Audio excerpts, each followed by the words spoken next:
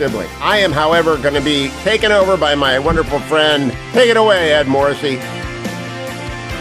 Good morning, everyone. This is Ed Morrissey coming to you live from deep in the heart of Texas.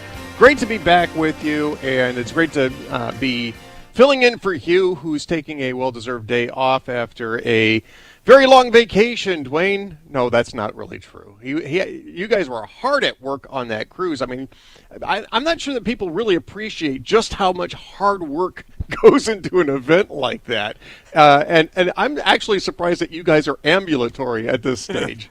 As soon as you leave your cabin, whenever that is, the second you leave your cabin, you're working, right?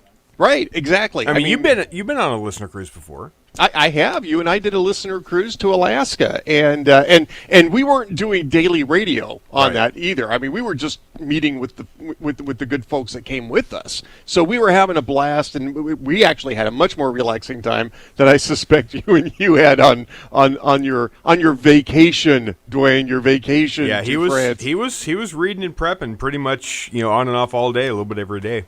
3 hours of radio, combined up with the, let's just say, the challenging infrastructure necessary to deliver that. So Hugh is off today.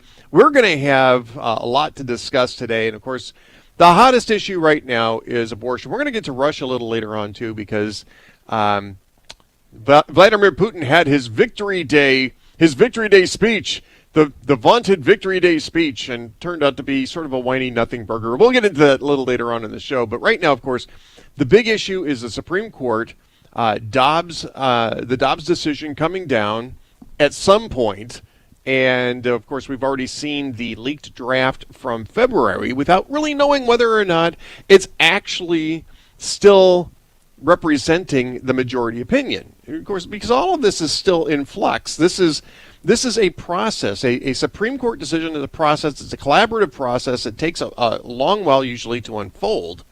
And the normal process is after oral arguments, the justices will hold a vote. It's preliminary, at which point they decide who's in which camp, who's going to write the majority opinion, who's usually the most senior person in the majority will choose who gets to write the opinion, and who's going to write the dissent, whether people are going to write their own concurrences or dissents, and then everybody goes off to their cubicles, so to speak. I'm sure they don't have cubicles at the Supreme Court. It actually really be kind of fun to think of the Supreme Court as a cubicle farm, right? All of us who've worked in corporate America before, the Supreme Court, there's 9 cubicles, and Chief Justice has the one with the little chair on the side. But they all go off to their offices with their clerks, and they write what they're going to write. And then they start moving these papers back and forth so that everybody gets a chance to see what everybody's writing, and they can hone their arguments. They can refer to the majority and the dissents. The majority can refer to the dissents in the majority opinion. And we get the rather well-formed opinions, at least structurally well-formed opinions, that eventually are published when the opinions are published. So we're not really sure where this is at. We're not sure where Alito's really impressive draft on Dobbs and Roe, and Casey, for that matter, and Doe. People forget about Doe as well, but Doe's part of the mix as well. And so we're not sure where that's at. But that hasn't kept a whole lot of people from stampeding towards the justices' homes and are campaigning outside those homes. They're picketing outside those homes. They are essentially trying to intimidate the justices into changing direction. And we certainly have a lot to say about that. We should really start off, though, by making sure that we understand what the issue is. And for that, I want to refer back to a man I admire, Cardinal Timothy Dolan, who is also the Archbishop of the Archdiocese of New York, who is framing this, I think, in the proper sense. Let's go to cut number 2. You won't be surprised to know that I hope the leaked document is true, but you bring up a good point. We don't need this to pour kerosene on fires already burning in the United States. We've always felt, at least with leaders of faith in the pro-life movement, and as you know, it's not a religious issue. We're talking about a civil rights issue here, the right to life of the baby, the innocent baby in the womb. But we've always thought this is a both and situation. We want to and have reached out to struggling women who have the burden of an untimely pregnancy. And we also want to be extraordinarily robust and enthusiastic in our defense of the fragile life of the baby in the womb. And we always think it can be a both and situation. We want to be on the side of helping women and of protecting the right of the unborn. And as Cardinal Dolan says here, it's a civil rights issue. It's a civil rights issue for the baby. But I think beyond that, and we're going to get to this, I think, a little bit later in the show, beyond that, it prompts us to ask what's next. Because it's one thing to get the legality of this settled.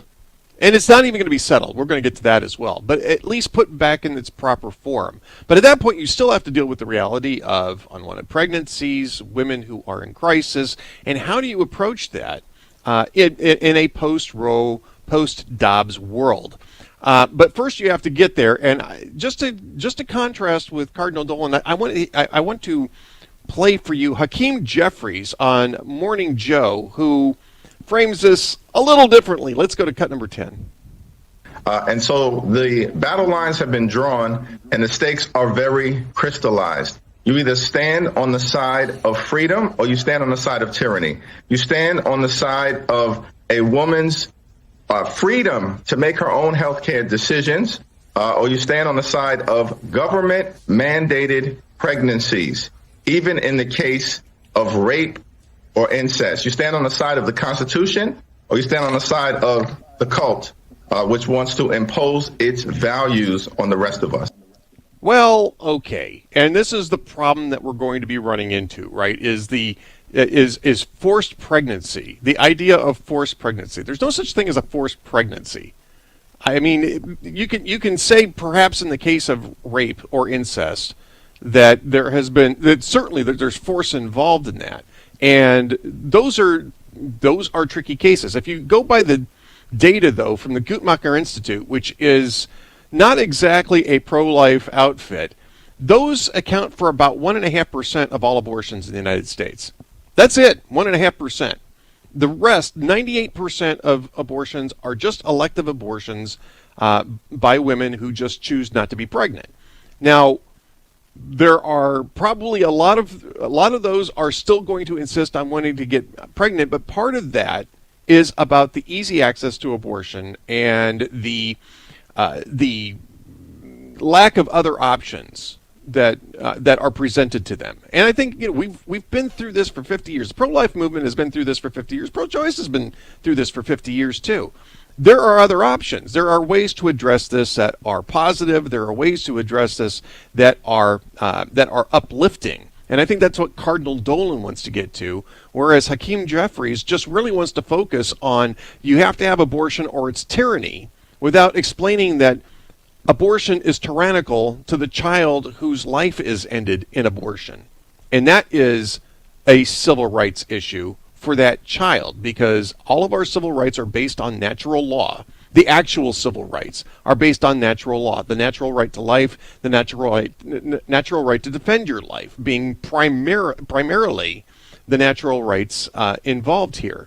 And so if you're going to talk about the Constitution, then we get right back to Dobbs. We get right back to Alito's explanation here, which is that the Constitution doesn't speak to this. And if you want the Constitution to speak to this, then there is a perfectly clear method of having the Constitution speak to this, which is to try to amend the Constitution to address the issue of abortion, either direction, right? The problem with that is that you have to get 3/4 of the states to agree. And prior to that, you have to have 2/3 of Congress agree in both chambers in order to pass it along to the states for ratification. And the real story here is that there isn't anywhere near that kind of consensus for either extreme on abortion, for any position on abortion, which is exactly what Samuel Alito said in saying that since the Constitution doesn't mention abortion and there is no grand consensus here and no tradition in law, it's got to go back to the legislature. We're going to talk more about that when we come back. I'm Ed Morrissey of Hot Air, filling in for Hugh. We'll be right back. Friend Salena Zito from SalenaZito.com and the Washington Examiner, who has this great piece up today. She's got a couple of great pieces over the last couple of days at the Washington Examiner. She's got a good one about the Trump Pompeo debate over Mehmet Oz in Pennsylvania. But we're going to talk more right now about the anatomy of a wave election, and it's not the wave election that you might think, Salena. It's a great recollection of the worst drubbing a party ever took in Congress. Oh, yeah. The 1894 was just absolutely devastating for Democrats. They lost 35% of the House to the Republicans in that year.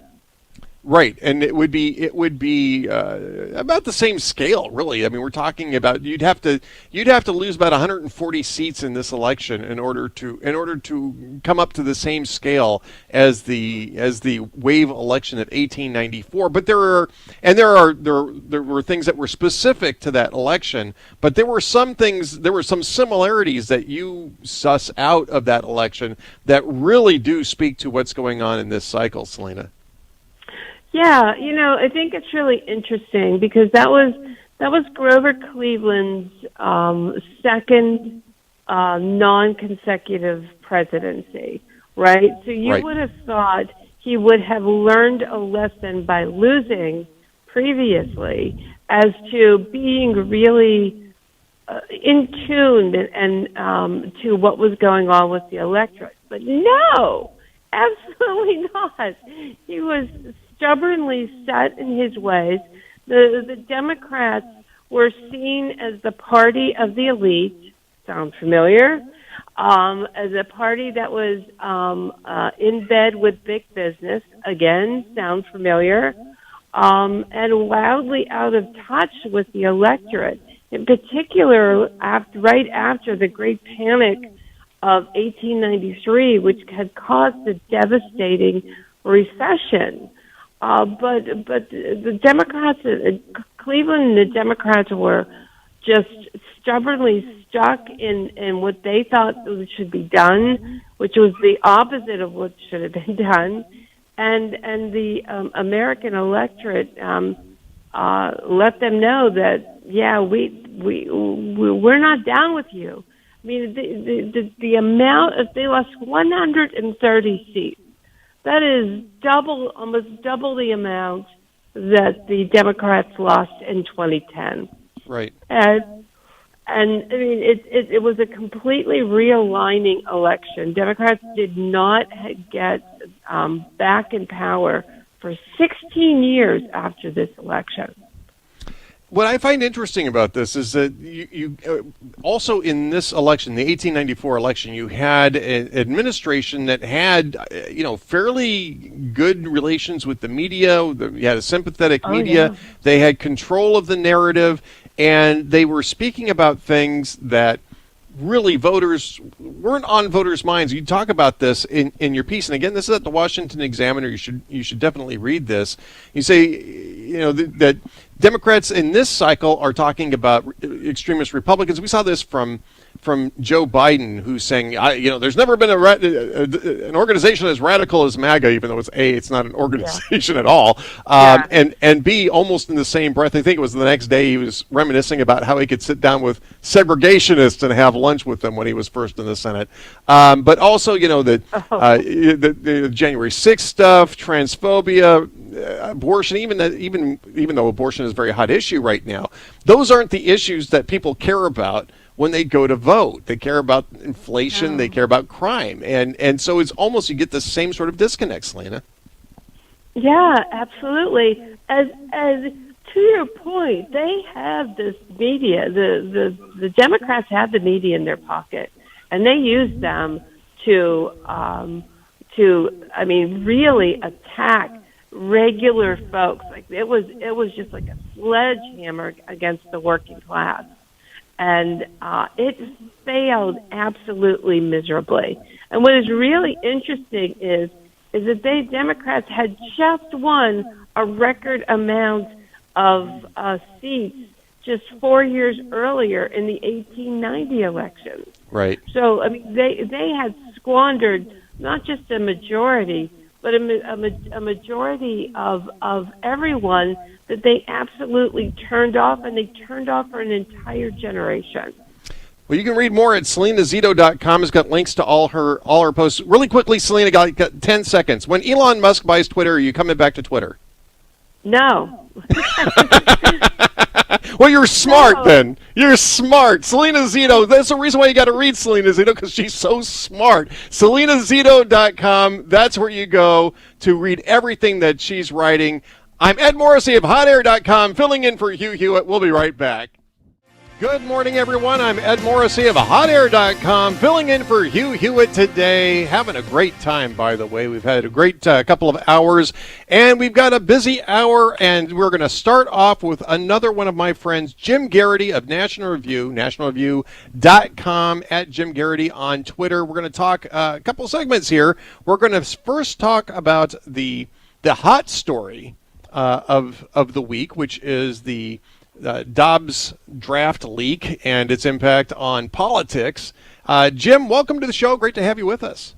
Ed, it is a joy to talk with you and utterly immiserating to talk about this topic. It really is, right? I mean, this is in part because we don't actually know what the Supreme Court is going to do. I think we got a fairly good idea, but we don't actually know, and we won't know until this thing actually gets published the normal way. Yeah, and that's the first thing. But, it was intriguing to see the number of folks who are left of center who, shortly after the leak, which was, Tuesday of last week, Monday night, the week, yeah. This reaction of, I notice a lot of voices on the right are reacting to the leak instead of the substance of the draft. Well, actually, no, most of us are just fine with the substance of the draft. Right. And we will have that argument. But we should not, hand wave away the fact that this is the first time we've had a leak of this magnitude like this. This is an absolute, let's say, moral crime. I've heard Andy McCarthy and some other folks at National Review have argued about whether this constitutes. Clearly, it's at minimum a violation of the oath of whoever leaked it, whether it's a clerk or a Supreme Court employee, or conceivably a justice, I suppose. Again, we're all speculating here. I don't find the argument put forth by the Nina Totenbergs of the world that, of course, this was a conservative. Could it be? I suppose. But we've seen justices flip their minds before, change their minds before, and no one else ever felt spurred to do something like this. There is just this culture amongst the progressive left, and people have pointed the finger at certain particular clerks of certain justices. I'm not going to name them because I feel like it's kind of unfair to accuse someone and, prove that you didn't do this or something like that. I think it's a little bit unfair. It's speculation. I mean, it's just rank speculation, and it is unfair. And I warned about that from the get-go on Monday night. Don't speculate on this because you're going to be wrong. Yeah, but reportedly, there are some clerks who have always had, let's just say, extraordinarily strong passions around this issue, and who have always had this attitude of their philosophy overcomes institutional values and stuff like that. And our good friend Yuval Levin keeps talking about this idea of people no longer see an institution as something they need to be a caretaker for, something they need to cultivate, something they need to pass on to the next generation. They see their institutions as a platform to promote themselves and their, this is about me. And clearly, my suspicion is someone in the Supreme Court building, most likely a clerk, since they're the ones who have access to this sort of thing, but who knows? Maybe somebody leaves it on a photocopier or something, and somebody decides, this outrages me. And my sense of outrage is much more important than the oath I took as when I came to work here, much more important than my sense of this, than the way the court works. My feelings are preeminent. And therefore, I will give this to Politico. Oh, by the way, one more reason I don't think that this was a conservative is that I don't think a conservative clerk would leak this to Politico. That's my guess is there. But anyway, it's a good point. Deal, yeah. It shouldn't be swept under the rug. Well, it's a big deal. It shouldn't be swept under the rug. Neither should these protests in front of the Supreme Court justices' houses, which also arguably violate the law. Andy McCarthy at National Review was making that argument as well.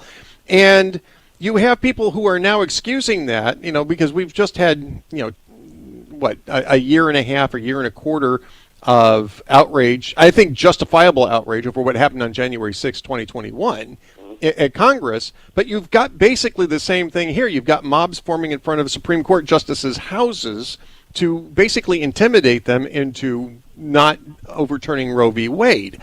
And you have people who are trying to thread the needle on that. Georgetown law professor Josh Chaffetz, no relation to Jason Chaffetz, who was in Congress, was arguing that, when the mob is right, they have to do different things, which got a whole lot of attention. And then Professor Chaffetz locked his account, I think, probably wisely, and may never be back. And that would also be a wise choice. Right after he said, Georgetown law will never fire me over tweets. And of course, we have Ilya Shapiro, who is being in the process of being fired over his, public quips, right? A joke he told on Twitter. So there's all sorts of different ironies here and hypocrisies. Yeah, look, there are a lot of people who basically believe that the mob is wrong unless I agree with them, at which point the mob is okay. A lot of people, I think what we see, I was up in New York chatting with my National Review colleagues, and one of them had this very sharp observation that the left, if you're a member of the left, the progressive movement, the online left, the woke left, however you want to characterize them, they're used to winning. And when they don't win, they flip out. And they insist that if they lose, the system is rigged, the system is broken.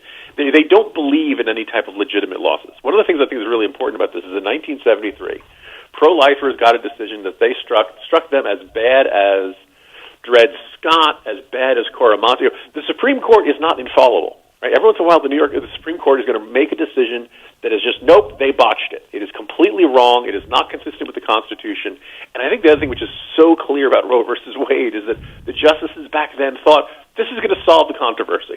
Right. We're just going to issue an edict, and the country is going to say, okay, you're right. And that's the way they'll eventually come. And, of course, it did the opposite. It threw gasoline onto a fire. It outraged pro-lifers because they saw this as the moral equivalent of murdering an infant. Right? Now, listeners out there, you probably agree with me if you're listening to this program, but maybe you don't. Whatever your view is, people see this as either an impossible thing to impose upon a woman, or they see this as an impossible thing to do to an innocent child. Right? That's why this is such an impassioned issue. But the pro-life movement did it the way they were supposed to under the Constitution. Right? When the Supreme Court makes a wrong decision, your only thought is to then come up with a new way of writing the law and see if that passes constitutional muster. And along the way, see if the justices change and see if the thinking of the justices change. Well, it's been nearly 50 years since 1973. That's why this has been a two-generation struggle for pro-lifers, and they didn't we can damn the Eric Rudolphs to hell. We can say the people bombing pro-life abortion clinics are always doing it the wrong way. This was the right way. This is under the Constitution how you're supposed to fix a Supreme Court decision you think was wrong. And that's what's driving the left crazy, is that they want to find, well, no, this cheats, this doesn't count. That's why they're insisting that all of these perfectly nominated, perfectly confirmed Supreme Court justices are stolen, right? We've just been told for a year about how terrible it is to claim that an election is stolen. But apparently it's totally hunky-dory to say the Supreme Court justices are, stolen seats and, Merrick Garland should be up there, et cetera, et cetera. Right. Again, a whole cascade of hypocrisies in service of an argument against the idea that public policy should be set by legislatures, right? Yes. I mean, in the end, the Supreme Court is not making abortion illegal. I mean, this decision just says that the Constitution doesn't speak to it, and so we should vacate our earlier rulings and return this to legislatures, which is where public policy should be formed. And had we done that all along, we probably would have a limited access to abortion in the first trimester, and probably not much after that in most states. And I think, Jim, that's where we're going to end up. Several years down the road, when all of the performative politics have been stripped out and people are now going to have to be responsible for creating public policy, I think that's kind of where we're going to end up landing. It's not going to satisfy the activists, but it will probably end up satisfying the middle of the electorate, which is where they're at on this issue, right? Yeah, there are a lot of Americans who are in that mushy middle where maybe they're not comfortable with a legal mentality that says life begins at conception. But they probably sure as heck aren't comfortable with partial birth abortion. But originally, Roe was supposed to say it is legal in the first trimester, you can put certain limits in the second trimester, and states were free to ban it in the third trimester. And somehow we ended up with abortion on demand all the way up to partial birth abortion. Oh, and federal funding on top of all that, which was not what the Roe versus Wade was supposed to do. So it was one of those. We ended up in a situation where pro-lifers, who already didn't like this decision, felt like it was a bait and switch. That it was, Right. supposedly Roe versus Wade was going to at least leave the door to certain limitations on the cases that pro-lifers found most morally abominable. And eventually the Supreme Court did uphold the ban on partial birth abortion, but that was, many years later. But basically the ruling of Roe versus Wade effectively turned into abortion on demand, sometimes with, taxpayer funding. Indeed. Jim Geraghty of National Review is going to be back with us in the next segment. We're going to talk about Ukraine and Russia in the next segment, so stay tuned for that. I'm Ed Morrissey of HotAir.com. We'll be right back. There we go. There's the disco I've been waiting 3 hours for. I'm Ed Morrissey of HotAir.com. Joining us now is Josh Kraushaar. He's the Against the Grain columnist at National Journal and does a lot of great reporting there as well as online on Twitter. And if you want to know what's going on, you want to follow Josh Kraushaar at Hotline Josh because he's got his finger on the pulse indeed. Josh, welcome to the show. Hey, Ed. Great to be back with you. So a couple of things I want to discuss with you. The first is you linked to a New York Times column today about the politics of abortion in Pennsylvania. And it looks like what you've got lining up there is you've got both parties lining up the extremes on both sides of this issue. And you've got the voters in Pennsylvania in the middle here. And this is, I think, maybe the last gasp of this type of politics, electoral politics, if indeed Dobbs overturns Roe, the Supreme Court overturns Roe and Casey. This may be the last time that we actually see this because after this, the politics of abortion is going to become a lot less performative.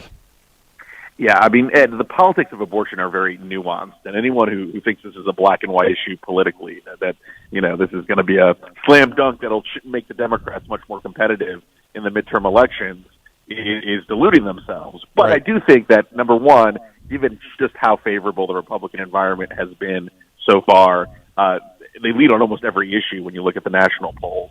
This is much more of a wild card. This is an issue where Democrats, so far at least, have been going on offense, and Republicans have sounded a bit defensive in many cases.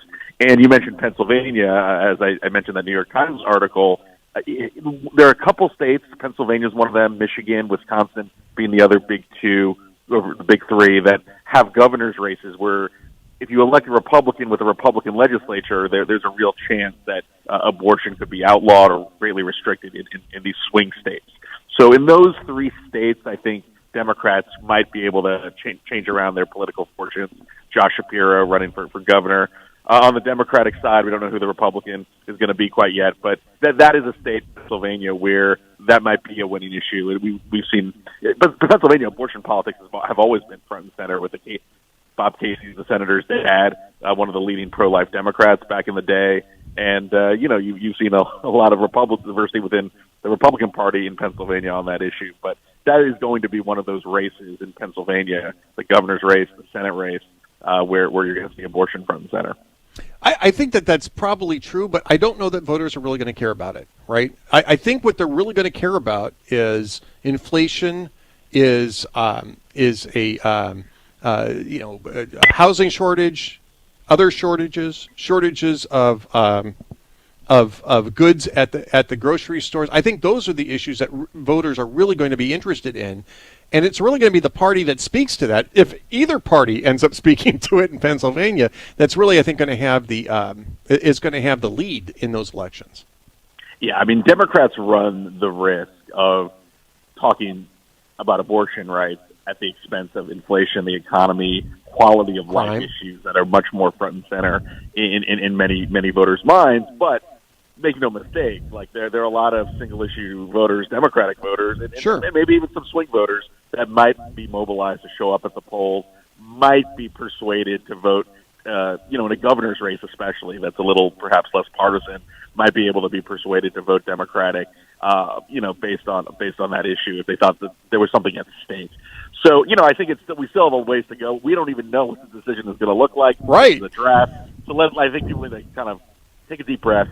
Let's let the court do its job and not leak constantly about the fact that there was this leak in such a an institution where you never see that happen.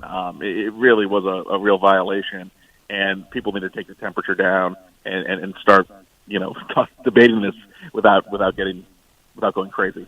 We've only got about a minute or so left, maybe a minute or two left. You have another tweet up which really intrigued me about an NPR report about the Ukraine crisis, reviving doubts over the New York Times 1932 Pulitzer Prize for Walter Duranty's reporting, which is just one of the most execrable figures in journalism ever. Did you ever watch the movie Mr. Jones that came out 3 years ago?